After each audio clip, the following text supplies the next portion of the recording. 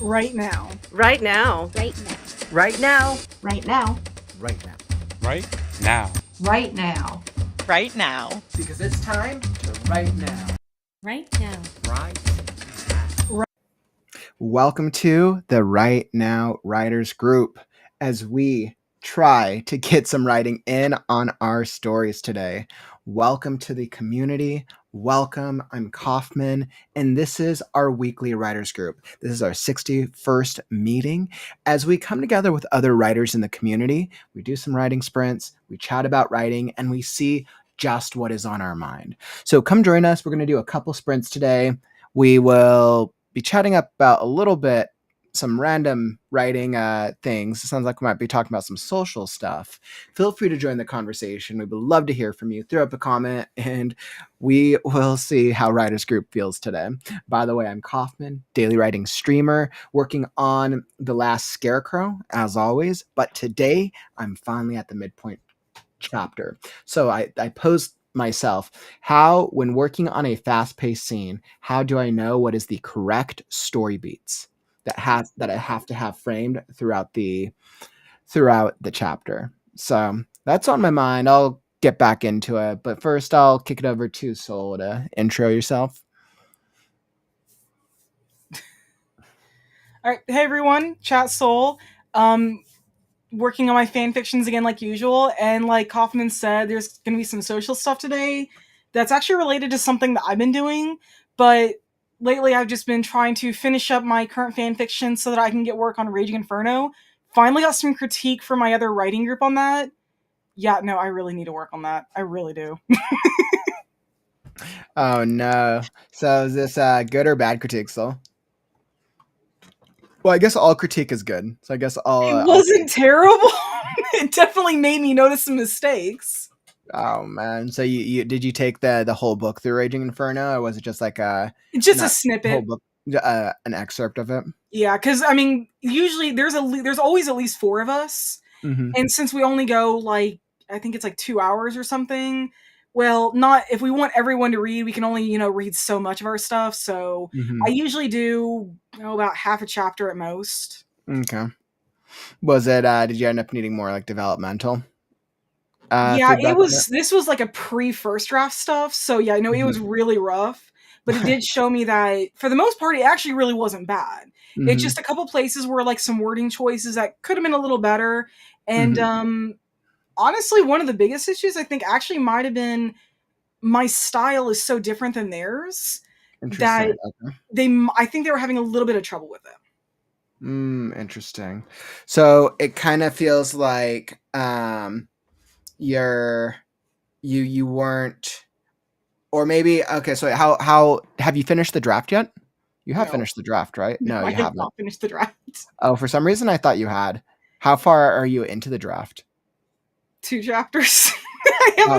I got so fixated on my therapy fan fiction that I kind of pushed everything else out. So yeah, no, but working on my fan fiction though actually did give me some ideas to work on pirates better. Basically, since I'm doing the dual perspective again, I'm just doing all of one character's chapters at once, and then all of Kasai's chapters at once, even though they alternate on even and odd. And then because in the first part they don't even interact. The characters literally do not interact with each other directly. It's not until the second part that they actually meet. So hopefully that will actually give me a starting point for the second parts, and things will go a lot smoother. Interesting. Okay. That makes sense. I definitely thought you were much further ahead. I expected to be much further ahead. Don't we all? The writer's dilemma. By the way, Susan, welcome, my friend. I saw you in here. You're like, I felt a little bit behind on the challenge, but the numbers went up today. Glad you're making some progress. I am hopefully we'll be able to make some progress today. Absolutely. But I know, so it sounds like you've been making progress in some of your other stuff, though, haven't you?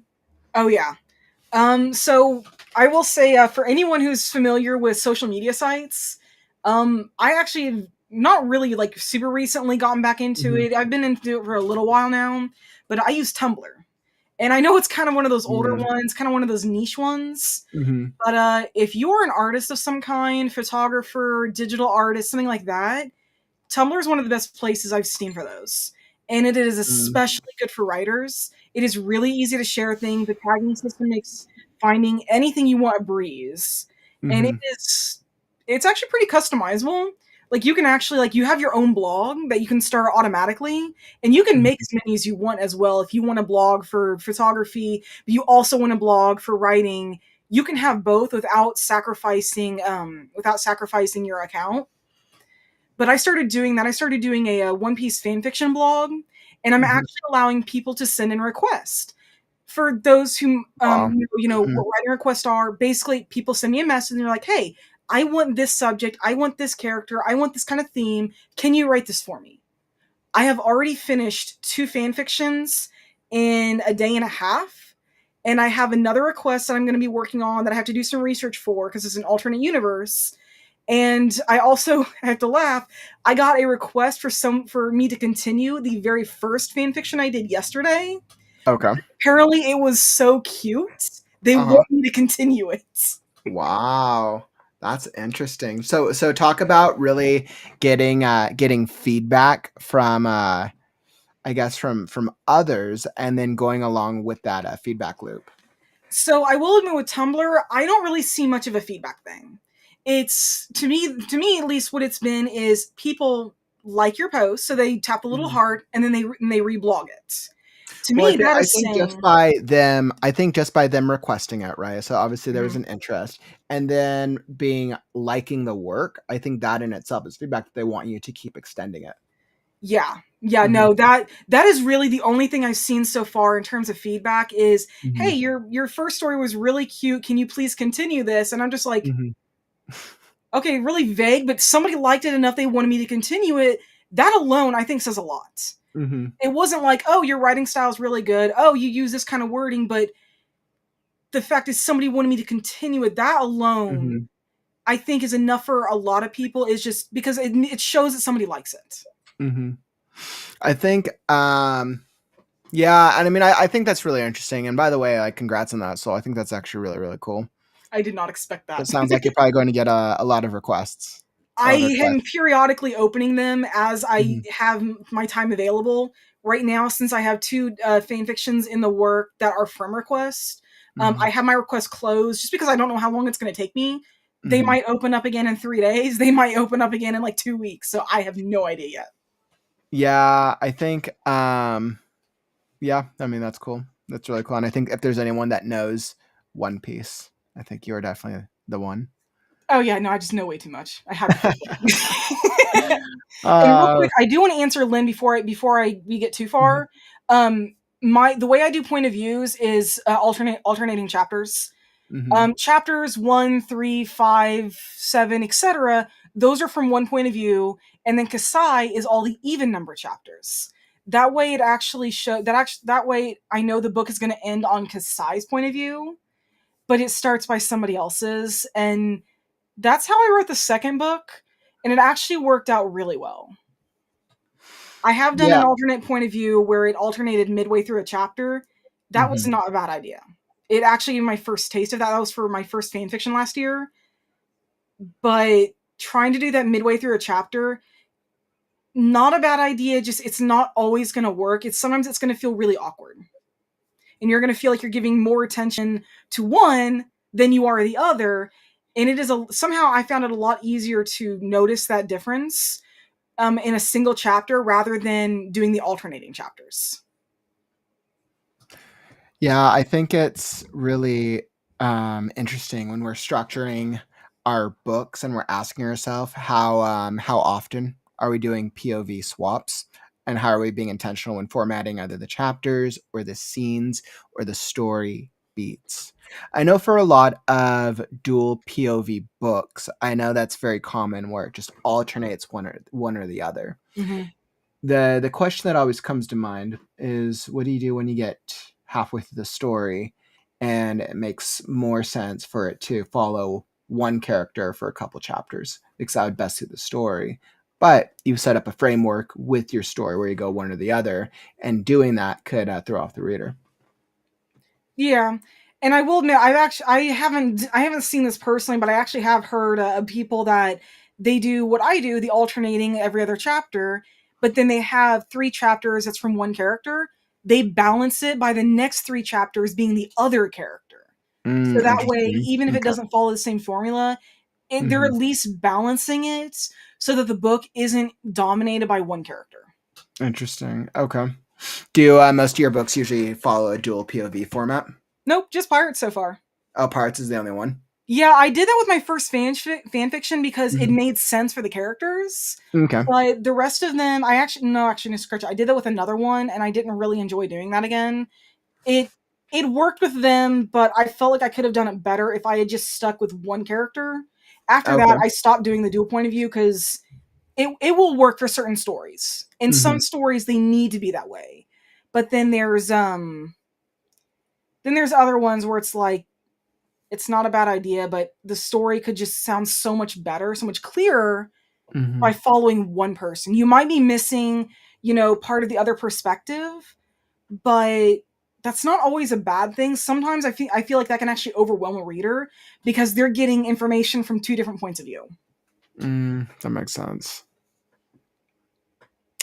I it's interesting when you're trying to figure out what is best sometimes for the story and what's best for the reader when you have Mhm. more than one character and it doesn't follow a single character POV format. I'm curious, so what's the for some of your other works, what's the most POVs that you've generally handled in a book? Just one. I Just usually one. do third point limited. Mhm. I prefer that. I mean, not that I can't write in third point Mhm. everyone. Mhm. I'm not going to try to pronounce that word. I always get it wrong. um, but I just find it so much easier to write in third point limited for Mhm. myself because I can put myself into my character's shoes. Mhm. And then if I actually write out the thoughts for another character, it feels really awkward for me. Really? By this, and I mean, I will admit I am getting better at second person, Mhm. but no, third point single person is my go-to. I will That's really not touch interesting. first. When I was formulating when I was planning the structure of Scarecrow, I asked myself if the entire book was going to be from Scarecrow's my protagonist's POV, and what was the intentionality behind switching with other POVs. Because the thing about the book, there's about 55 chapters, and there are probably about hmm, it's probably about five maybe 5 to 6. I was like, I'd have to really think about it, but I probably have about 5 to 6, maybe 5 to 7 chapters that are in other character POVs. Right, so out of 55, I mean that's what 85% of the book, 90% of the book is in our protagonist's POV. Um, and whenever I switch POVs or in scenes like I'm in the crazy story arc, I ask myself like, okay, well, how do I switch to another character POV and how do I tackle it in a way that feels fresh, in a way that the reader doesn't feel like it is me the writer speaking and it feels like each POV hop is a different character. Yeah, honestly, I found that is actually the difficult thing with switching Mhm. point of views. Mhm. How is it worded to me? Oh, making each character sound distinct. Mhm. That already is a challenge that writers have to do whenever they create their characters, regardless of the point of view they're doing. But Mhm. I've actually found that trying to do that when you're having multiple points of view, whether it's one or whether it's two, three, or more, Mhm. making them distinct from writing from their perspective is a lot different than writing them from your main character's perspective. Yeah, and I think strategies that have worked for me when I think about what is the reader's experience when they're reading through my narrator, right? And that's going to be probably closest to my own um, voice and my own style, and then how different does it feel when going through other POV characters, and what are things that I can do, like what are tools that I can leverage to make it feel differently. And I'll pose the same question to you, the chat. For those of you who handle multiple POVs, what are tools and what are things that you do in your books, or what are things that you see other other authors do that have work that make you feel like, okay, this feels like it's a different character. For me, I think I like to start with dialogue. I think dialogue is an easy substitution or an easy change for me, because I'm like, okay, well, certain characters are going to say things differently, or they're going to say certain words. So I'll give the different characters different ways of voicing their opinions or different phrases for just the way that they respond to the world. I think then the next way that the next way I tackle it is then interiority. So I ask myself, how does one character think differently than another?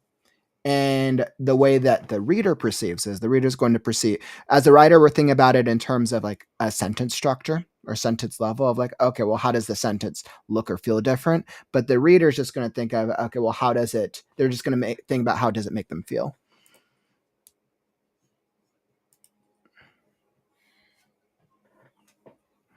Yeah.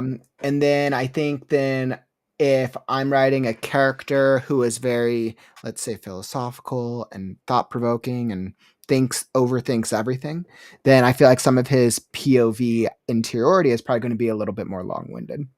Yeah. Whereas a character who is very much like rush, go straight to the center of things, act first, think last, their interiority is going to be much faster paced. Yeah, that makes sense. And then I even asked myself with one of my characters with Mr. Crow, who's a very insane character. I was like, how do you capture insanity? Yeah, but that was interesting. I know. Well, I'll see if whether or not I pulled it off, but it's a matter of being able to capture it without making it feel like it's disjointing or off-putting for the reader as well. So Yeah, something I mean, like, it's one thing to write a character who's angry. Mhm. It's another thing to write a character who's like, really nervous all the time.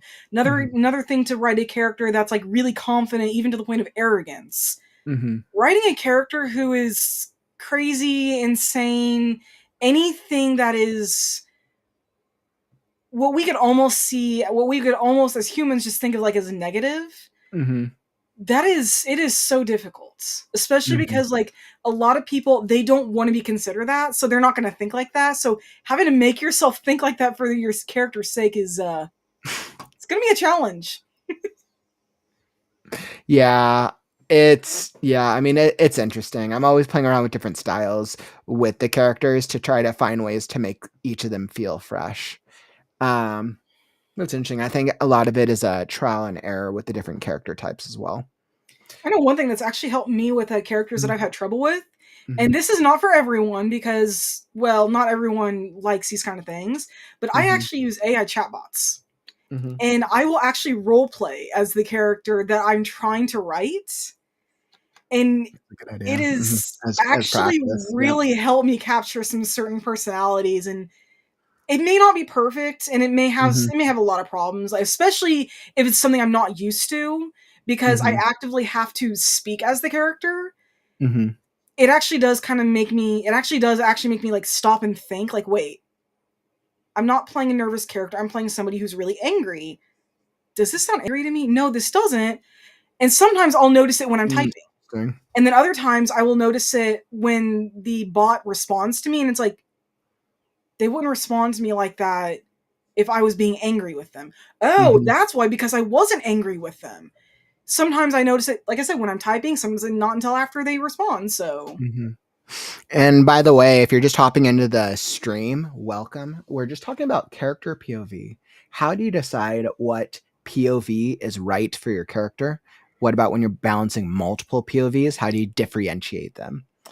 And so I think that's a really interesting technique to use at a chatbot as practicing to practice and develop your character, because chatbots are going to be able to give you a type of personality. And then you're going to be able to practice really a lot of dialogue against it, which will help fine tune it and will help tweak it.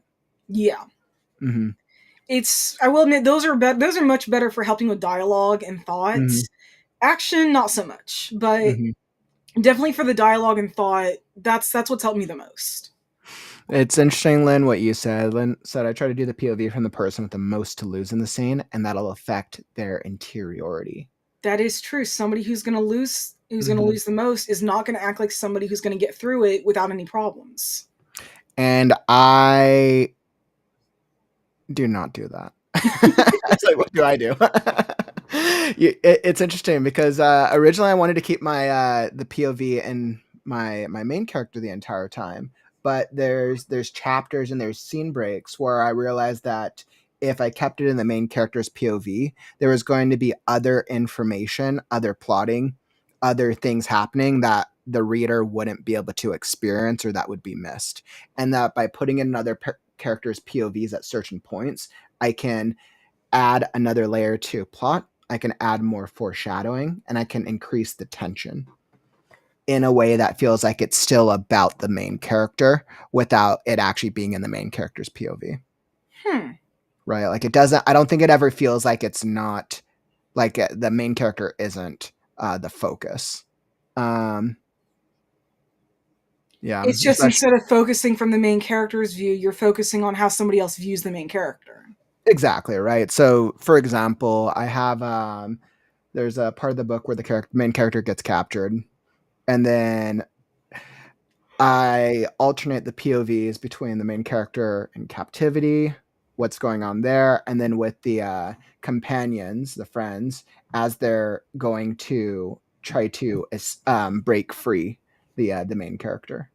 So then it becomes a journey of the characters, the one in the captivity, and what that story looks like, the characters trying to rescue. Right? So it's technically always about them without it being like center focus.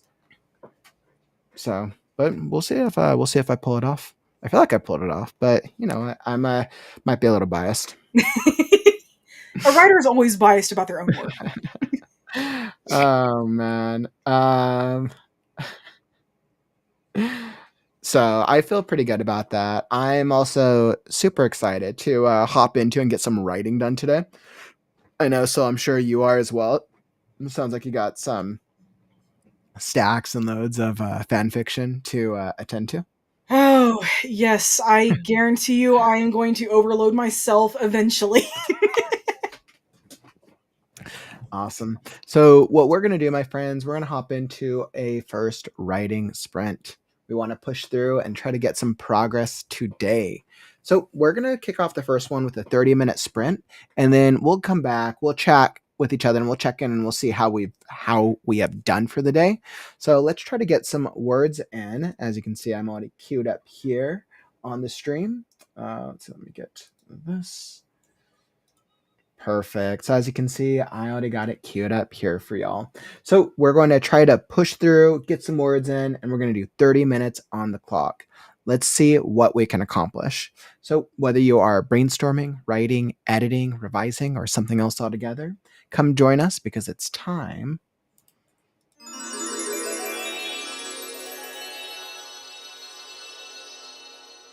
to write now.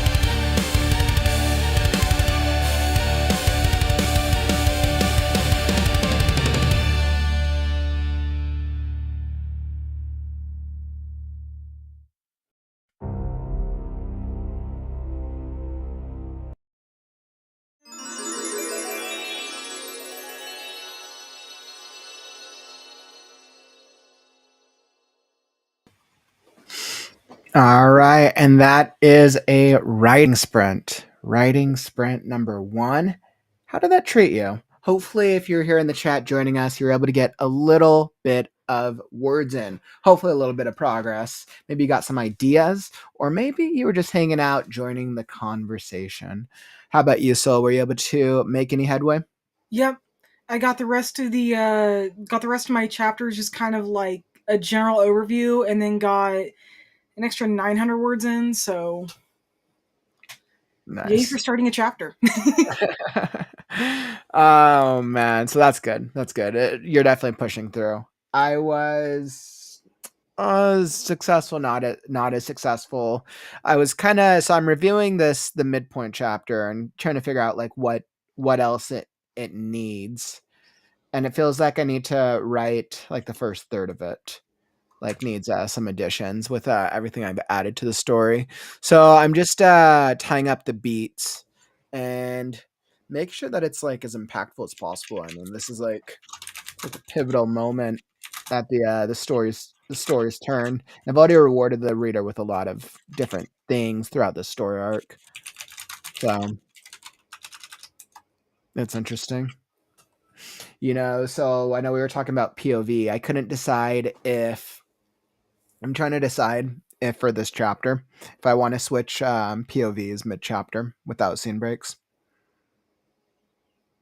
If you do without scene breaks, make Mhm. sure that people are aware that the point of view is changing. Yeah, So, like having, like the otherwise it character's becomes head name above hopping. Otherwise it becomes head hopping. Yeah. it. Mhm. Up until this point, for at least the past couple chapters, it's been very clear scene breaks whenever there's been a POV swap. But now this is like the chapter where all the characters are together and it's a battle, and I'm trying to figure out if it feels right to POV swap character, at least between the three main characters on a paragraph level.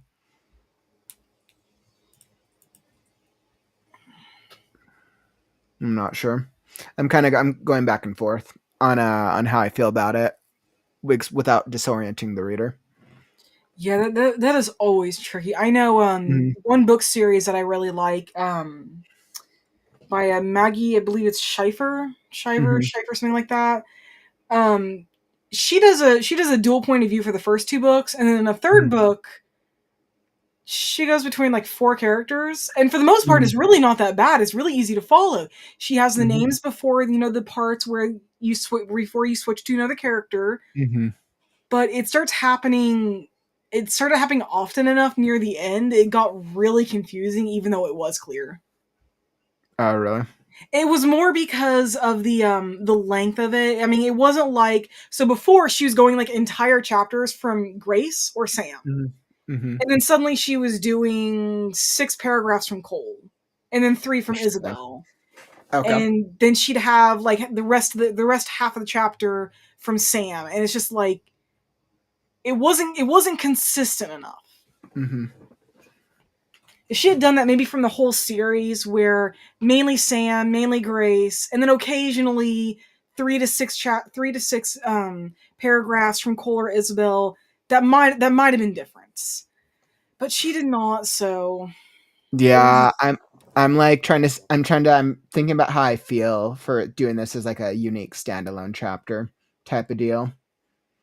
Um, for the for the tone of the chapter itself. Because I if think you there's do so it, many I would suggest keeping the sections from the singular point of view long enough that Mhm. it's not disorientating when the reader actually gets out of it. So basically, don't leave it too short. Don't leave, what was that? Too short? Don't leave the section too short. Well, I think it's because it's a battle scene. So I'm asking myself from like a pacing standpoint. Um, or I guess I could go a little bit more third person, go a little bit more omniscient and Well, go if it's a battle scene, you could probably do it shorter then. because I'm kind of going back and forth. I'm like, all right, character one, this is happening. Character two, this is happening. Character three, events of other characters, and then kind of go in a bit of a rotating cycle like that. Then what I would do is make sure it's consistent in length. If Hmm. one character's point of view is going to be 4 paragraphs, Hmm. don't make the next one more than 5. and keep doing that. Don't make it more than 4 or 5. Otherwise, then I think it's going to get confusing. But for battle scene, yeah, no, that the shorter might work better. Just again with don't make it too long. Yeah, I'm like kind of going back and forth and seeing how I feel about it up until it gets to the story beat of the battle. It's always interesting, and I know. So you do a lot of battles, so you do a lot of like fighting stuff. I ask myself like with fights, like how we beat out fights or how we do plotting for fights in a way that it feels effective. There's not really a clear answer to that, to be honest, There because it isn't. varies from fight to fight. It does, but I ask myself from like the most memorable like fights from like media that I've seen. I ask myself, why do they work? And I think it's because even throughout a fight, I think usually there's clear story beats that the character goes through within a singular fight. Generally, even if it's like a small story beat. Yeah, I gotta agree with that. After doing when we did our right now-a-thon in December, I did that action scene review thing. I did that like thing where I talked about Yeah. writing action scenes, and I used a scene from One Piece. Mm-hmm. I was just thinking about that, and yeah, no, that it was part of the story, part of the plot. It needed to be there, Mm-hmm. but within the fight, there still was a kind of minor plot that it had its own beats that you could pay attention to, provided you're actually paying attention. I know, right? And then the whole thing and I'm not going to say anything in case anybody's watching this that hasn't caught up with One Piece in the anime yet. The fights that are going on in current One Piece, each of those, and not just from an episode to episode, but within the episode, the beats are pretty clear. Yeah, it's interesting. I'm like, my head's all wrapped around this this crazy midpoint chapter, so I'm trying to think of how best to frame it. Decisions. Always fun, right? I see in the chat that we were asking and we were talking about some publishing. We had a really good publishing conversation throughout the part of the sprint, and I think it's interesting because I know what was that? To keep you had asked, how did authors write some of the beloved books in history? How did they get agents when they didn't have computers to contact them with? And we went on a whole conversation, which was actually really interesting. But I think it just goes to show how much easier it is for us in this day and age to be able to create a book, just in general, right? And then to be able to get it out to people in the digital age. I think we have the resources, and it's just there's much more. There's many more writers, but imagine being a writer or an author from 100 years ago, a couple hundred years ago, and trying to publish a book. Right? You're working on a typewriter. You are working. Imagine having to revise your story. Right? If you make a mistake, you basically have to fix the whole page. Okay, honestly, I'm just thinking of Inkheart, the movie right now, and they went to see that writer and like he had like a bunch of manuscripts just everywhere. Oh my god. I cannot imagine having to edit that. And then trying to get trying to get agents, right? How did agents and publishers work, right? And I mean, there's probably far less authors, right? So far less competition, but the amount of time it takes to finish a book is exponentially more difficult. Right. And plus, I mean, what if you're an author like way out where there's like where you're, I don't know, like let's just use like medieval times, for example, or whatever. You might be the only author in like 100-mile radius, but the closest agent is like 75 miles away. You'd actually have to like take your manuscript. You'd have to go. You'd have to go hop on your horse. Who knows if you didn't? What if you didn't have a horse though? You'd have to walk that whole way. Yeah, I guess you're going on an adventure through Middle Earth. Oh god, that's probably what it felt like. Oh my goodness. Yeah. It's crazy stuff. And I think it just goes to show how much more opportunity we have living in this day and age. It does make me wonder sometimes if some of our like the classic well-known authors would have succeeded in this day and age. And if there's like a number of classic authors that succeeded because there was low competition, and simply because. Yeah, that's probably honestly a lot of, not that they weren't good, just Mm-hmm. if they had to compete in today's day and age, I wonder Mm-hmm. exactly how many actually would make it. Exactly. I always find that fascinating when I think about that and technology. Interesting. And then said they were called the writers' market. Huh. Interesting. Interesting. Yeah, and now getting a hold of agents is a whole game of querying. I don't have too much knowledge on that part yet. I haven't done enough research, but I do know it's all about crafting a successful querying letter and then reaching out to agents non-stop Yep. until Yeah. you find one that connects with the query letter. Which, once again, a query letter is kind of like a marketing thing, which is kind of like a resume, And right? you can actually hire somebody to take your query letter and find an agent for you. You can. And a lot That of was people one are thing I probably now. learned in school, and it I was met. like I could like talk to you, for example. You would Mhm, have 5 different query letters from clients, but you could take those 5, and while they continue writing books, you would go out and find the agents for them and send those query letters in their stead.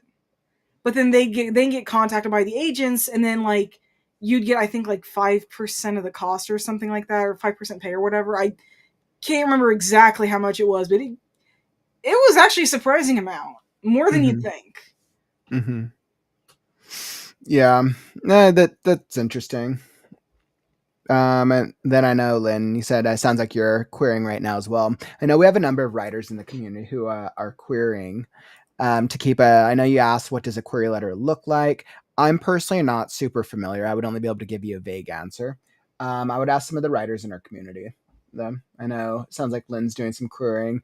Now, one of our other writers, Holly Davis, done querying. I know Adrian has done querying, and then like thinking of other writers that I know off the top of my head.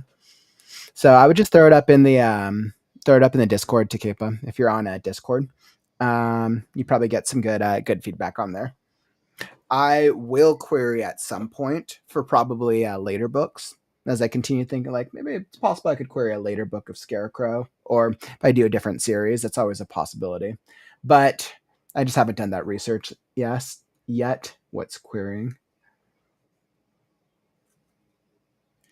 I will say about the unsolicited submissions, no. Mm-hmm. Most of them will actually say no. They will completely ignore you. Mm-hmm. And sorry, my cat's in here. And I actually was told by my teacher that there are some query agents out there. If you Mm-hmm. send them unsolicited works, they will blacklist you Mm-hmm. because they Yeah, see I they think see it as it annoying. just depends on the agent. It depends on who you're querying. Oh yeah. If an agent has on their profile, their website, or their social not accepting unsolicited submissions, then you send them an unsolicited submission. Yeah, Then well, those are kind of self-explanatory. I was warned about those who don't have that kind of warning. It's mm-hmm, still not a good idea to do it because they could still have that "don't send me unsolicited work," and mm-hmm, then you don't realize that you're not supposed to do that. You do that, and suddenly you're blacklisted. mm-hmm. So it's just better to err on the side of caution and just not do that. And it looks like Query Tracker is a great resource for checking and understanding that type of thing. Absolutely.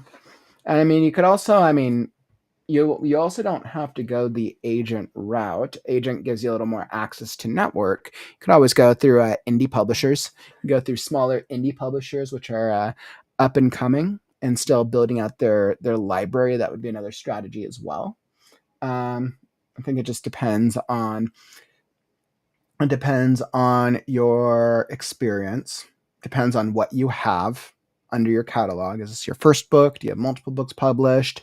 I imagine your social media, your online presence is probably a factor in how marketable are you, um, and then trying to, because you're competing against so many others, so you have to figure out how to stand out.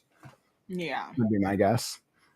And I think that makes sense. Lynn said one paragraph stats, one paragraph of premise, one paragraph of plot, and one paragraph of author bio. So I'm not surprised by that. Stats is one paragraph of stats is for marketability. How marketable are you with your online presence or your book presence? I imagine that could either be social media statistics, or it could be how much revenue your previous books have generated, or something that adds a level of credibility. One paragraph of premise is the hook for your book, or you, depending on what you're selling, but generally for your book, the premise is probably the hook for your book. Plot, straightforward. That's your elevator pitch, and then your author bio. Who are you as an author? That also kind of goes into the marketability of the person, because a lot of agents and publishing houses want to represent certain types of authors based on their who they already have represented, or they want to represent certain types of books based on what their goals are, and based on what they know is trending and what they know is popular by readers.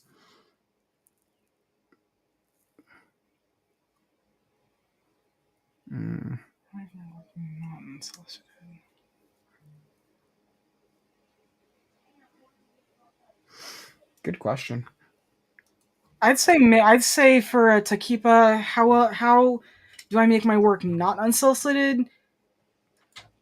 And chime in with this, Kaufman, or anyone else. Yeah, I mean, it sounds like just leveraging resources like Query Tracker and looking on agents' websites and looking on publishers' websites for when they are accepting. Yeah. For those that are accepting querying letters. Yep. That'd just don't send out stuff blindly. That's like the number one thing about sending out unsolicited work is it's just sending stuff out blindly. At least that's what how my teacher had explained it to us. Mm-hmm. Thanks for the support, by the way, Cap. Totally feel that. A long day and trying to get the writing energy in. Well, I think this is definitely an excellent conversation, but let's get back into some writing. So we're going to hop into a second writing sprint, and let's try to push ourselves on this next one. So we started off with our first 35-minute sprint. We're going to push our second sprint. We're at 15. So we're going to push our second sprint into 45. So I believe in us. I think we can do it. And we are going to be successful. So without further ado, come join us, whether you're writing, editing, revising, brainstorming, and let's push some words, because it's time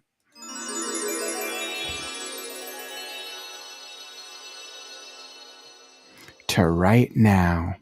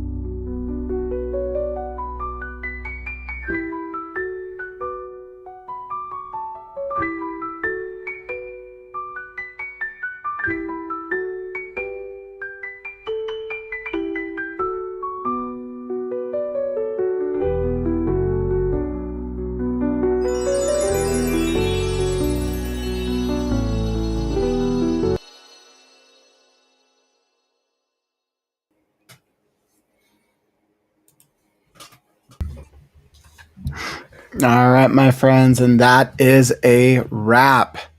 Wow, what a writing sprint!